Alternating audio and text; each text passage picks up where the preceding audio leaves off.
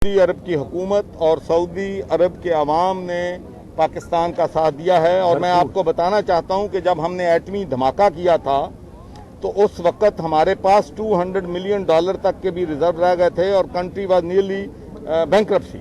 और मैं आपको ये बात शेयर करना चाहता हूं, प्राइवेट बात है लेकिन शेयर नहीं करनी चाहिए।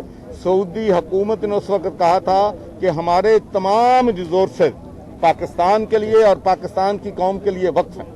और उसके बाद जब हम सारी दुनिया कह रही थी कि पाकिस्तान डिफॉल्ट कर जाएगा, पाकिस्तान दिवालिया कर जाएगा, तो $3 बिलियन सऊदिया ने हमें दिया था। और $3 बिलियन जो एमिरेट से आया वो भी सऊदिया की वजह से आया। बिल्कुल सर। और फिर उसके अलावा सऊदिया हमारे लिए बहुत अहम है।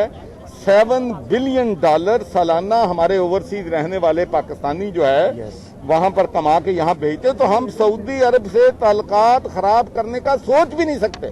पाकिस्तान के अवाम सऊदी अरब से मोहब्बत करते हैं, सऊदी अरब पाकिस्तान से मोहब्बत करता है। तो डिप्लोमेसी में ऐसी चीजें कभी कभार हो जाती हैं। लेकिन आपकी जाती राय में मीडिया पर वजीर खारजा को ये बयान देना चाहिए था। आपकी जाती राय में पर्सनल राय है कि इतना तूफान उठ गया इस बयान के बाद, जब इस तरह के होते पर बंदा बैठा हो तो थोड़ा सा कंट्रोल नहीं करना चाहिए अपनी जुबान पे कि यार क्या हो सकता है। जाती राय देखिए, मेरा ख्याल है ये अगर सवाल आप फॉरेन मिनिस्टर साहब से करें तो बेहतर है।